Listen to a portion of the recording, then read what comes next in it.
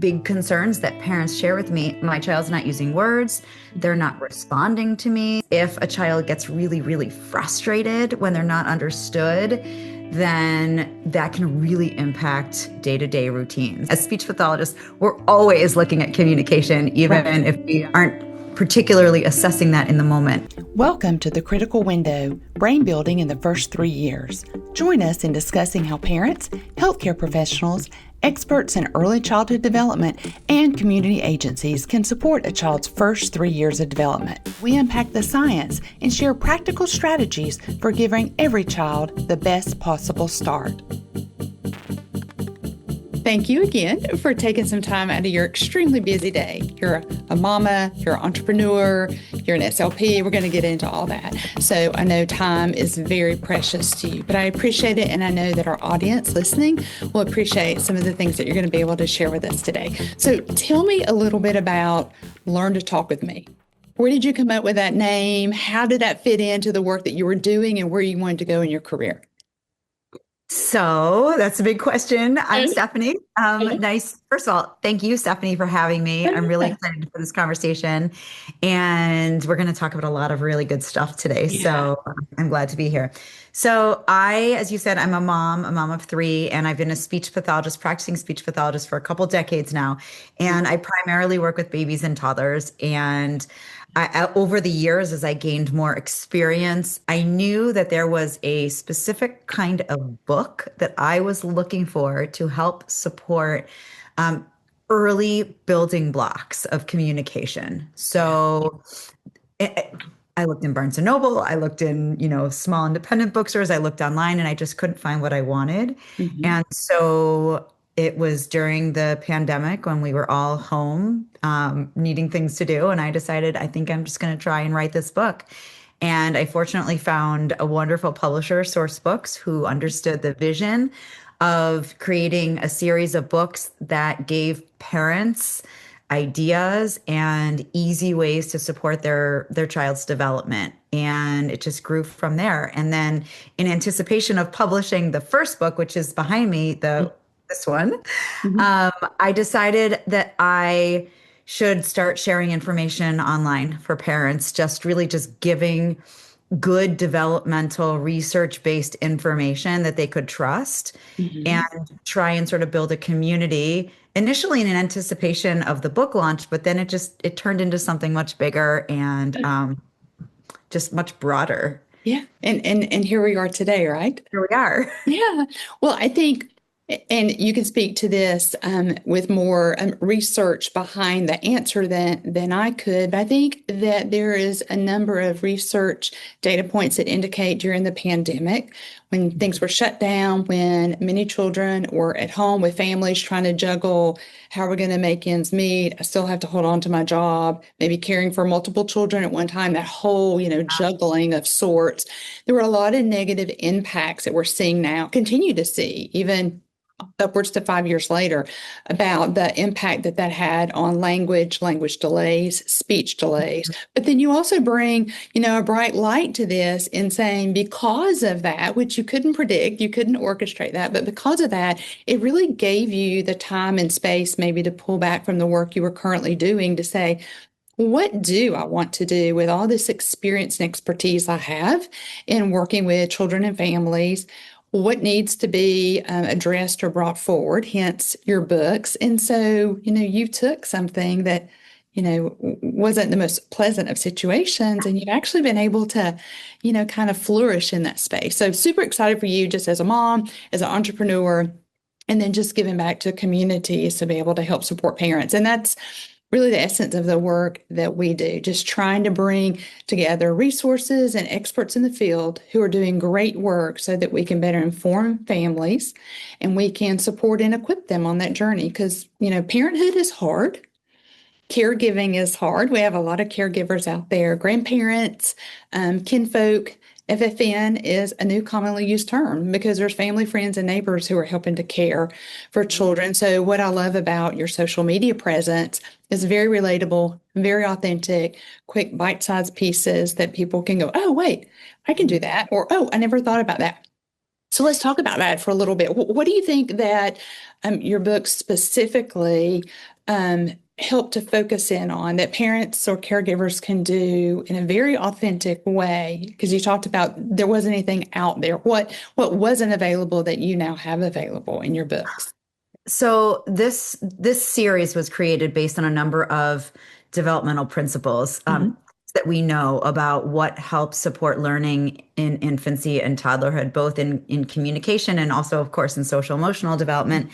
And so the specific elements of the book that I intentionally included were large, clear photographs of faces on simple pages. Mhm. One of the things that bothered me was many of the books out there that had characters or people were busy, right? There were a lot of pictures on the page, or I mean, and there are beautifully illustrated books Oh, out there, sure, for of sure. course. A But different purpose. my in my mind, I wanted something that capitalized on that developmental sort of biological motivation to focus on faces from the earliest months, right? So that is one of the biggest sort of things that makes these books unique. Mhm. I also wanted parents to pick up this book and understand what we mean when we think about the building blocks of communication. And so if I could show you, let me see if I can reach it. I included things like gestures, facial expressions, and then very, very simple sounds, words, and in some later books, phrases. This one's got one phrase at the very end. But what Mhm. I really wanted to do was serve those parents that said, one, my child won't sit for books, and I feel a lot of stress around that because I know I'm supposed to read to them daily. Mhm. So I created a book that drew those little brains in, regardless of what, how much their parents were like trying all different ideas to help get them to sit.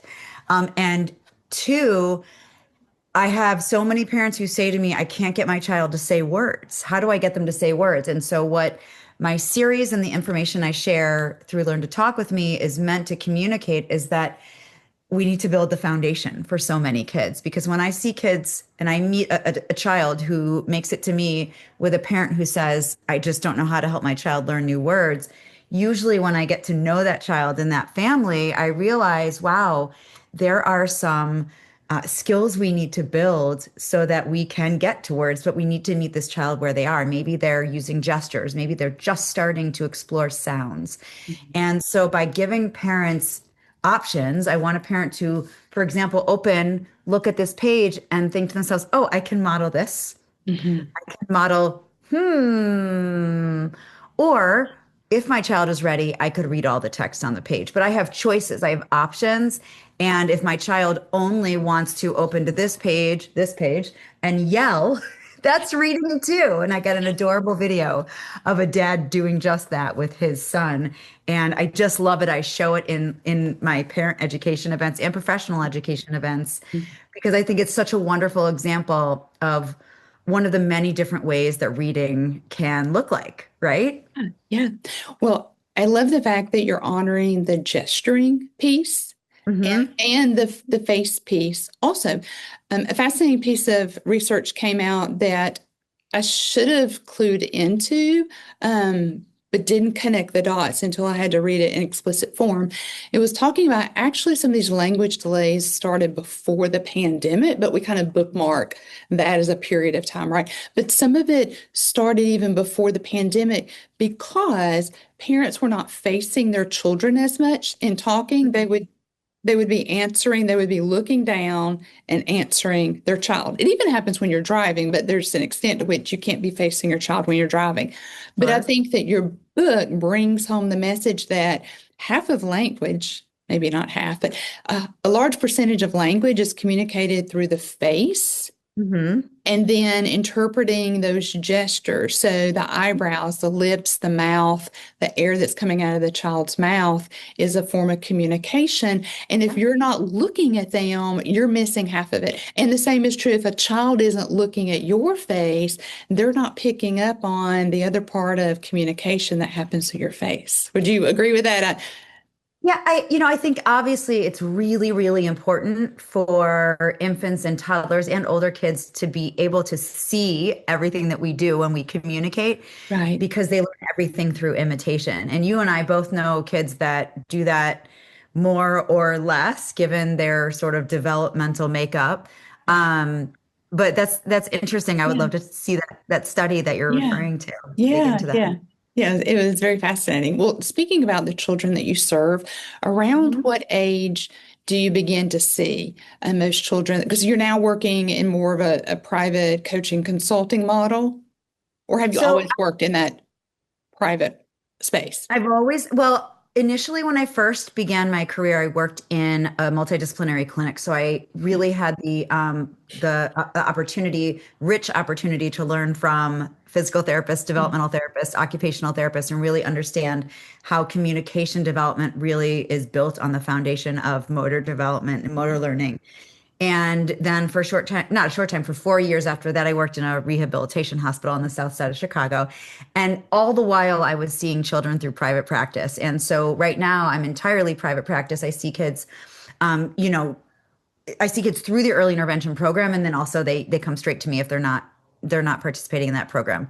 So I every week am in families' homes on the floor, helping to support caregivers, collaborating with them to figure out what those just right strategies are to help their child within their daily routines, taking into consideration their family values and their practices and communication patterns. Oh, So I, believe it or not, get referrals for newborns, right? hmm. Right from the very beginning. And at that stage, we often go in as a team. So it'll be perhaps me, a physical therapist, an occupational therapist, a developmental therapist. And we overlap, of course, a great deal at that stage because we're really looking at a child's motor development, how they're responding to stimuli from the environment through their senses and looking for those responses as foundational skills that will support their ability to learn communication as they grow and start to interact in more mature ways. Hmm. So I do see babies and toddlers from the beginning. I would say if most of my kiddos, though, get to me a little after one or maybe a little closer to two. So that range where we're really expecting to see hear those first words Right. and expecting that vocabulary to gradually expand over time. Yeah. Okay. Very interesting. Yeah. So, what are some of the major milestones or concerns if a parent comes to you directly? Hmm. What are some of their concerns? Because that may or may not be an area of concern for you when you think about that developmental progression. I know when I was in the classroom, specifically in kindergarten, I would have parents come to me really concerned about SH, CHWH. Uh-huh. And I'm Yeah. like, well, technically, developmentally, they're not quite ready to be able to produce that distinct sound. And they're like, oh, okay. But while I have you in here, let's talk about some other communication areas of need that we could discuss. So, what about in your experiences? What do most parents come to you with as a concern? And then does that balance with a concern that you see from your perspective?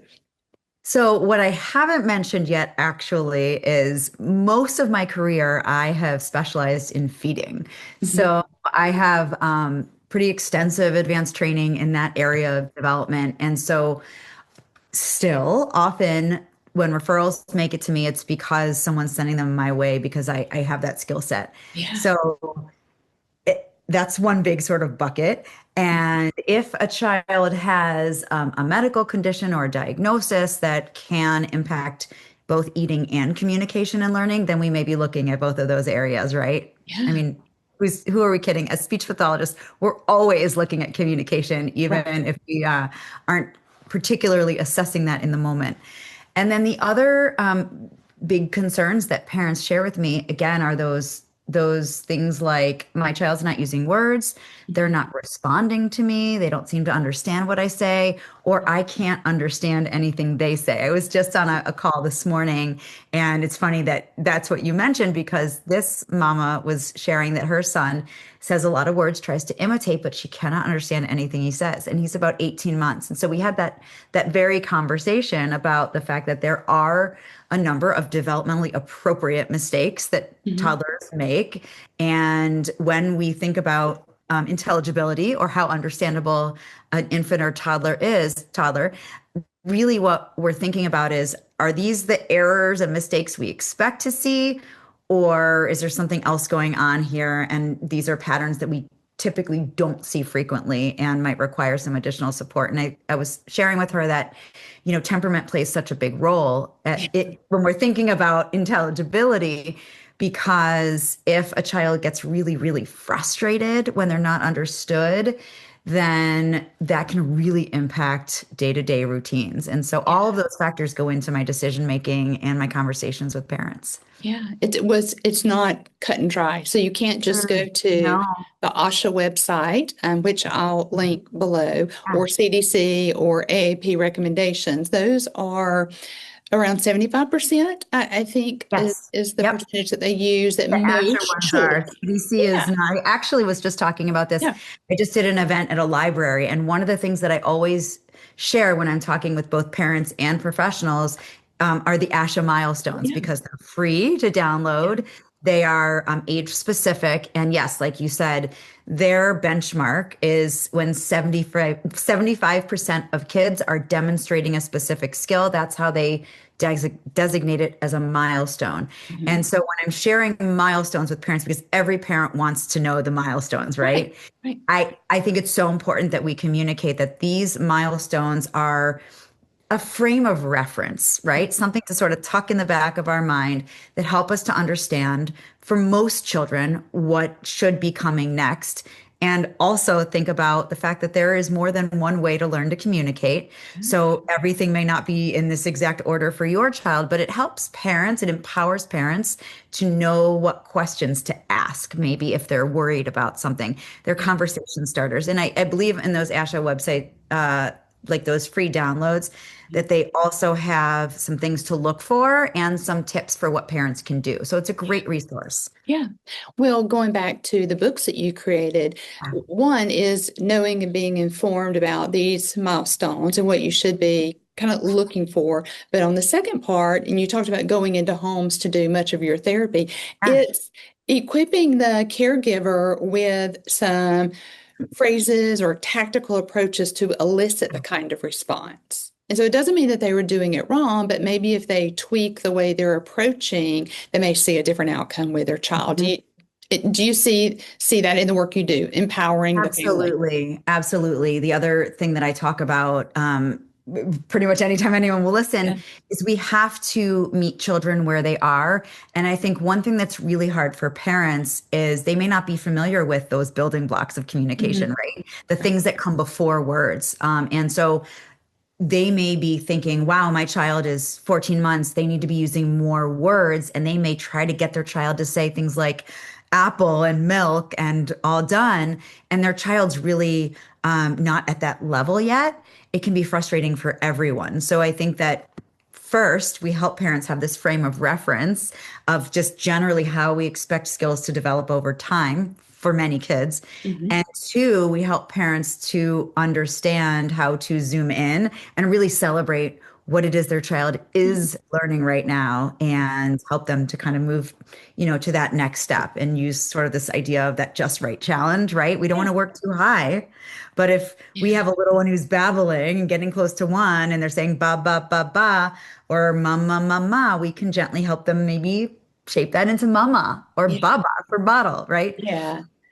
And I think every parent just is expectant of hearing that mama or dada, and sometimes there's wagers on which one they're going to say first, right? Yes, But yes, but yes. that is like one of the typical milestones, and then after that, it kind of cascades from there. So one of the things that I was thinking about, so when you're working with families, without getting too technical, celebrating those wins. We have expressive language and we have receptive language, Yeah. and those two can work together or independently, right? Mhm. And so, the work that you do celebrating, maybe your child may not be verbally able to communicate a need or response, but you know that they're understanding by their physical actions. Maybe it's, would you like a bedtime book? Well, they may not be saying no, but they may lead you to or point or their eyes go toward the basket of books, right? So Exactly. Yes. how do you, because, we all know of children who were late to begin talking, Yes. but they had a high vocabulary, high understanding of that Yeah. receptive. Yeah. Well, I think really starting at the very beginning and helping parents to understand, if they're not aware of this already, that understanding comes first, right? That your Mhm. child, most of the time, will understand a word before they say it, right? And use it sort of independently. And so what you just described is something that I definitely share with parents, both in my sessions, and then I actually created a course called Learn to Talk with Me Toddler, and it's one of the foundational concepts I discuss is understanding comes first, and how do we know that your child Yeah. has understood something that you've said? What do we look for? And I share exactly what you just said. Watch where they look and Yeah. watch what they do, but also know that infants and toddlers are just taking in so much information that you can't just try it once and decide, oh, they didn't understand because maybe there was a truck going by or the dog was barking or their sibling just came into the room, right? So we really think about like slowing down and starting with observation and listening and watching what a child does in response to the stimulation in the environment or the words that we're saying to them. Yeah. And Yeah. gestures, right? Yeah, yeah, absolutely. Gestures. Well, it's kind of like flipping the script almost. Our children are observing and taking everything in, and we also need to parallel play that Yes. with our own children. Yeah. Yeah. Yeah. Well, speaking of understanding, and you referenced the South Side of Chicago, so there's lots of cultures and different languages represented in the area that you serve. So in children who are in a multilingual family, Mhm. we know there's lots and lots of research to support. That's actually a benefit and a blessing that a Yeah. child has the ability to have those really early language exposures. Where does it show up maybe as problematic or not with families that you work with? So where could or something a multilingual family needs to be aware of where it's Mhm. showing up and we need to kind of do some intervention or some tweaking there? Well, that's a great question. And my answer is I think it becomes problematic when families are given incorrect information and they stop using their primary or home language, Yeah. right? Yay. We I'm glad you know, said that yeah, answer. yeah, we know that long-term outcomes for children who are exposed to more than one language are plentiful and they're Mhm, positive, mhm, right? They mhm. are Yes. they are better problem solvers. Their cognitive skills tend to be better. Their social emotional development is better. And so I not to mention, the most important piece is that they're able to interact with their family members who speak that language and Yeah. really celebrate their culture and continue to um, just participate in their community in a robust way because they're able to speak the language Yeah. still. So I think that there's a lot of misinformation out there, although I've seen it change. At first when I started posting about this, there were people that would share with me, oh, I still hear this myth all the time. Now I'm starting to get responses in my reels and videos on YouTube where people are like, yes, don't stop speaking your language. And I'm like, yes, the research is starting to become more commonly understood or generally understood in a more widespread way, where I think, us as professionals, pediatricians, everyone has really become aware of the fact that we should be supporting the Mhm. use of more than one language. Even the research that looks at the language development of autistic children Mhm. supports this. Yeah. I so if we're thinking about a problem, I think the problem would really only be let's just make sure parents have access to information Mhm. and that not only do we encourage you to continue using the languages that your family speaks, but also to be aware of the things that help children to learn in all of the languages they're exposed to, right? We know that in order to learn a language, you need to have ample time in which you're exposed to that language. Mhm. So if you're only hearing that second or third language, 15 minutes a couple times a week, our expectations are going to be different Sure. than if your primary caregiver is speaking that language and maybe like, a parent who works outside of the home is coming home and you just get a little interaction at night with that second language or other Right. language. So that's important information for families to know as well, as there needs to be a balance. And then the last thing that I'll say about this is parents are very concerned that they need to sort of pick an approach, right? That they shouldn't code switch, that they should use one person, one language. And I think what we've seen from the research is that there are many different ways to do it, right? And I help parents to maybe stop and think about what is your family's sort of communication culture, right? How Mhm. do you communicate? Do you code switch? Does one person speak one language and the other person speaks the other language? Because your child is going to learn to communicate within your unique communication environment. Mhm. So I think that it is, I think we underestimate sometimes Yeah. the power of the communication development that our children go through based on what they're hearing and Yeah. who they're interacting with. I love that. I really do because I think um, I could share a really sad story about a family whose children ended up with significant language delays because they did not hear the language. And the decision was made in the family to not use the native language because they Hmm. didn't want to confuse the Yeah, child when they went to school. And they missed all of those robust opportunities to just yeah, build that connection and to hear language. And anyway, it's unfortunate. So, yes, I love that because you're going to have more language interaction, bonding, the social emotional piece that you yeah. mentioned by just being authentic. Hmm. And there's no one size fits all. So there's nothing to say a certain percentage or a certain language or a certain time period, really just immersing your child and children that follow Yeah, with what you do every day in an authentic way. yeah. I Yeah. think parents are so inundated with information and sometimes forget that language development, although there are things that we have discovered through research and the wonderful work of so many folks, but also like your instincts are probably really good. And I think that this being inundated with all of this information has resulted in some parents just really like second guessing themselves in a Yeah. lot of ways. Yeah. And so I try to combat that. You do. And I think, your social media presence, I'm not taking your courses, but your social media presence and your books and what you're putting out there for families to be able to absorb does that. It empowers, it validates, it, Yeah. allows people that kind of exhale. Go, Yeah. okay, maybe I am doing it right. And okay, I can try this. And Yeah. there's not such a Or wide gap. or I don't have to worry about this or be working on something all Yeah. the time, right? I can just be my Yeah. child and they learn and grow so much just from our relationship and our Yeah. presence. Yeah, I love that.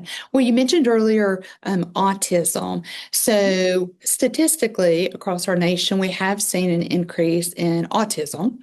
Mhm. It could be from a variety of reasons. Maybe we are able to identify it earlier. Maybe we've broadened the indicators that we're looking for. Maybe we're, diagnosing with a label and prescriptive plan at a Mhm. higher rate. There's a Yeah. number of reasons. But Yeah. for you, Stephanie, in your practice, have you seen an increase in autism or not? In my specific practice, it's really interesting. I would have to say no, which might Okay. surprise people. But I think also that is probably impacted by the types of referrals that I receive. I receive lots Could of be. referrals um, well, that's a really interesting question, Stephanie. I haven't. I am actually not sure why, because I was gonna say, I receive a lot of referrals for cases where parents are concerned about eating, but Right. we know that a significant percentage of autistic children eat differently than we might Yes. expect. Mhm. Um, and so, although I'm very aware of these statistics, and there's been a wonderful program here in Illinois that has attempted to make access to diagnostic services broader so that we can reduce the wait in our early Mhm. intervention program and really across the board. So I think that what you touched on initially is our ability to diagnose autism has changed significantly over the years. And I think also, you know, there are there are so many more neurodivergent people who have been supported to be able to be just part of our community in ways that they weren't in the past. Yeah. And so someone had shared with me in a different conversation that that has to be considered as a factor too, because we used to treat folks who were different very differently. And Yeah. so Yeah. we didn't see kids, who maybe were sent to a residential facility or, folks who are now supported to be able to have a robust life, including maybe falling in love and getting married and having children. We know Yeah. it's highly genetic. So I think it's a really complicated, Mhm. ever evolving conversation in our field, what these different factors are. So I think Mhm. it's more than just diagnosis and awareness and all of those things, but also really thinking about the genetic piece of it and how might there be more children in the world because, there are folks who are just able to live their lives and do the same things that non-autistic people, are historically have been able to do more Sure. easily. Sure. Well, and it's autism spectrum Yeah. disorder for a reason. Yeah. My background was primarily when I came out of the classroom looking at dyslexia and reading disabilities, but even that Mhm. has a spectrum and not to compare Yeah. the two, but in terms of, there's mild, moderate, severe, how it shows up and impacts your daily life looks different to each person. And sometimes these two diagnoses can even overlap here, but just understanding and the social acceptance and awareness, I Yes. think we've come leaps and bounds from when I started in 93, in Yeah. 1993. But I hope that even my much younger self in 1993 exhibited what you shared earlier. I met children where they were Yeah. and talking about there's such a delay in referrals and getting like an ADOS or some type of assessment and then putting a treatment plan together if a child needs to move forward with a diagnosis.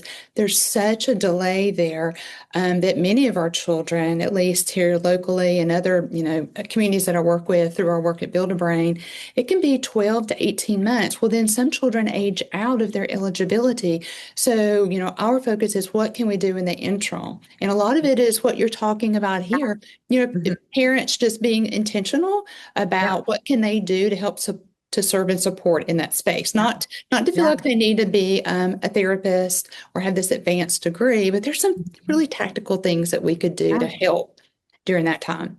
Yeah. Well, I think how did you? also, Go ahead. oh, sorry, just one more point No, there no. is, there has been such a shift in our field from the wait and see Yes. advice to earlier intervention. And I think that has contributed again to that greater awareness, earlier identification, more broader identification as Yes. well.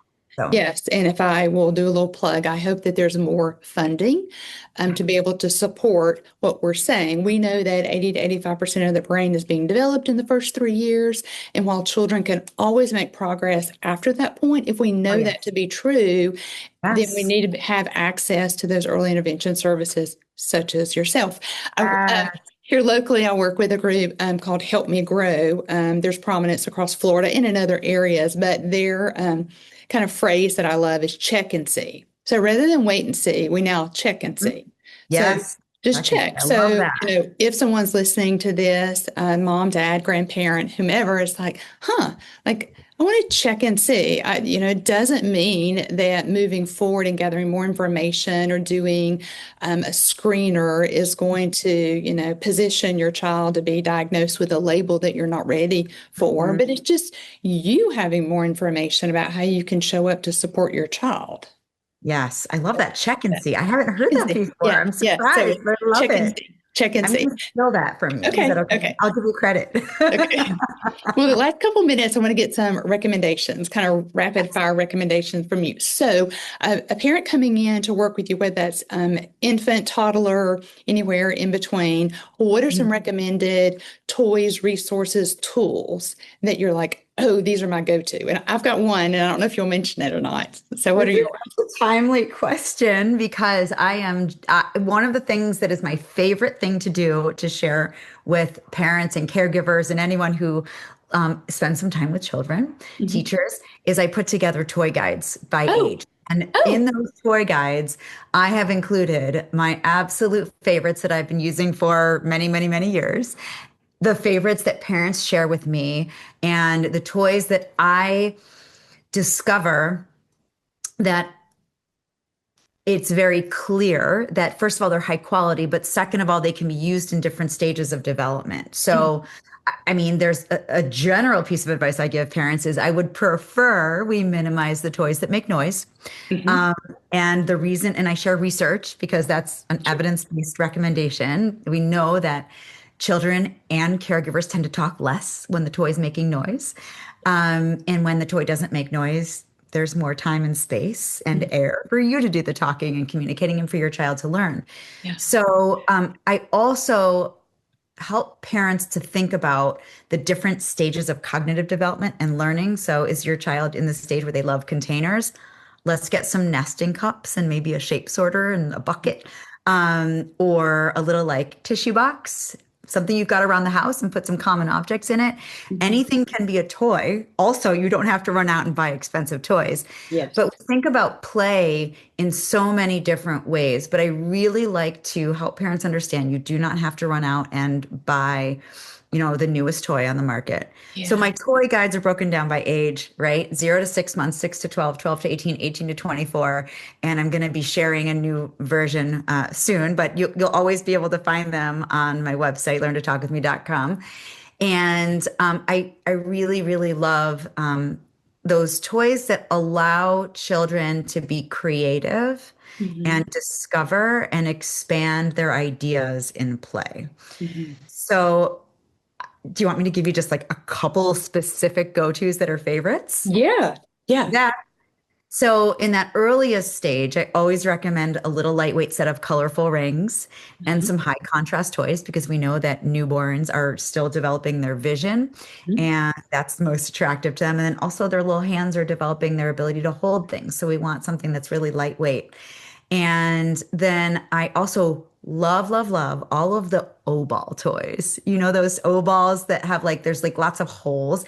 They're Yeah. super lightweight. Yes. And that's a toy that you can start with really under 6 months. And it will be fun all the way up through end of toddlerhood and beyond because we're going to use it to roll and kick and throw, right? Yeah. With our Yes. friends or family. I love ring stackers. I love shape sorters. I love pullback cars. I always say if I had to go to a desert island, the one toy I would bring are pullback cars. Huh. Because they can be used in so many different ways. Melissa and Doug makes a set that Mhm.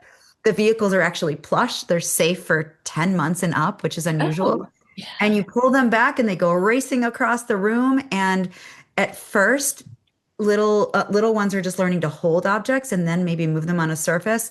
And then they can see what happens when we demonstrate letting them fly across the room. And then as communication and play skills and motor skills evolve, we are sending them back and forth and turn taking Yeah. and using all sorts of different vocabulary. So that particular set is always a hit. And then another thing I absolutely love is the echo microphones. I mean, anything that makes our voices sound silly or interesting will motivate little ones to want to talk more. And I'm sure I know there are 50 plus more toys across my toy guides, Yeah. but those are some of the ones that are always, always a hit when Kind of parents tried and true. Yeah. tried to Yeah. parents come back to me and these are the ones that they're like, oh my goodness, those pullback cars and that giant rocket stack, the Fisher Price ring stacker. They make a giant version of it. I don't know if you've Huh. seen it.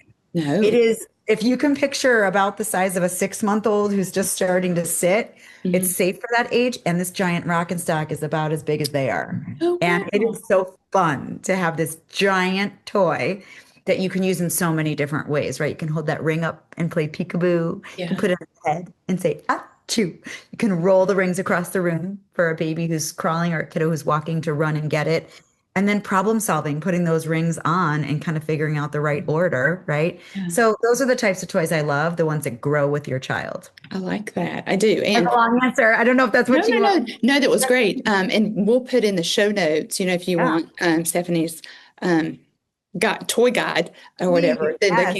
they can go to the website, and then when you update it, it will be there. And the teacher in me is particularly when you were mentioning the Melissa and Doug plush car. The teacher in me is thinking about all the standards about push and pull Yeah. and spatial positioning, all those. You mentioned vocabulary already, but there's a lot of standards with learning that correlate with this. Yeah. Okay, I wondered if I don't know how this is going to show up on a camera, but I thought you were talking about a mirror because I keep this actually in my desk drawer because I've done like when Uh-huh. I was working on I had a private practice with dyslexia and reading disabilities, and I always did warm up work with mirrors. I know that Absolutely. you use mirrors in your practice. Tell me a little Absolutely bit do. about that because parents have mirrors in their house, right? How could they Yeah. use So I love mirrors, and you're absolutely right. There are mirrors on almost every one of my lists at the different age ranges. There are a couple that are safe for the youngest little ones that are not distorted. The problem I have with mirrors that are made for babies is they all are sort of funhouse mirrors. Yeah. And I want children to be able to see their faces clearly so that they can have that feedback as they're learning to move their mouths in new ways, make different facial expressions. Maybe there's someone laying on the floor next to them and they can kind of look back and forth and imitate. Mhm. So there are a couple. One of them is by a company named Moby, and it's the Pika, Peeka. And Okay. then there's another one that is on one of my toy lists that's a little bit bigger and longer. And then with parental supervision, there are these tabletop acrylic mirrors, or Mhm. just standing mirrors, that I recommend all the time. They're fairly inexpensive and they can go anywhere around the house. So they are on my list as well. But I love mirrors not just for speech and communication, but for eating. I have a lot of friends who are still sort of figuring out how to chew and understand how to move their mouth in the right way to, maybe break down a food or, drink from a cup. And that visual feedback is so, so motivating and helpful for them. So yes, mirrors as well. I have a book coming out in, let's see, it's coming out February 7th called I Can Say Bye Bye. And the whole book is saying hi, saying bye, and of course, waving. Right. And the very last page is a mirror so that Oh, the yeah. little one can see themselves waving and saying bye bye. So, Oh, that yes, that is we are on the awesome. same page with our love of mirrors. Okay. We did not plan that, but that's a great way to Mhm. kind of bring it to the end. We'll definitely put in the notes how to get in touch with you for if they want consulting with you with your practice, if they want to know about your toy and book guides and anything and everything, if they want to take courses, because now I'm like, oh, I really need to take that course to learn more about working with toddlers. So lots of good stuff that you have Yeah. out there. Can I So just tell you one more thing before we wrap up? absolutely. Yeah. So I do have that toddler course, but one thing that I'm really excited about that I have developed in the last couple months is a very short, like 1 hour plus on-demand webinar called Let's Read Together. And it is 12 tips for supporting your toddler's communication development using books. And toddler's in the name, but it's really any child at any Yeah. stage. And it's all of my best tips, our best tips as clinicians and professionals, the things that we know help little ones engage with books and not feel stressed and help parents to understand that reading time can be so successful in so many different ways. So Yeah. that is something that I'll share with you as well. And Oh, good. yeah. Good, good, good. Awesome. Well, is there anything that I didn't ask you that you were like, oh, I really wish you would ask this question. I really wanted to make sure that I shared this. I think that we talked about some really good stuff, and I love the fact that we are valuing and honoring families where they are. We want to make it accessible. We want to make it easy. We understand the demands of parenthood, and this Yeah. is something that's not in addition to. This is just how we do, right? This is Yeah. how we do life with children, which is pretty beautiful. So anything else? I just want to thank you because, our conversation, our first conversation was so rich, and I so admire and respect and am aligned with the work that you're doing to just support parents every step of the way and help them have access to resources Yeah. and create these partnerships so that we Yeah. can all work together in our similar missions. So I just appreciate being in your world.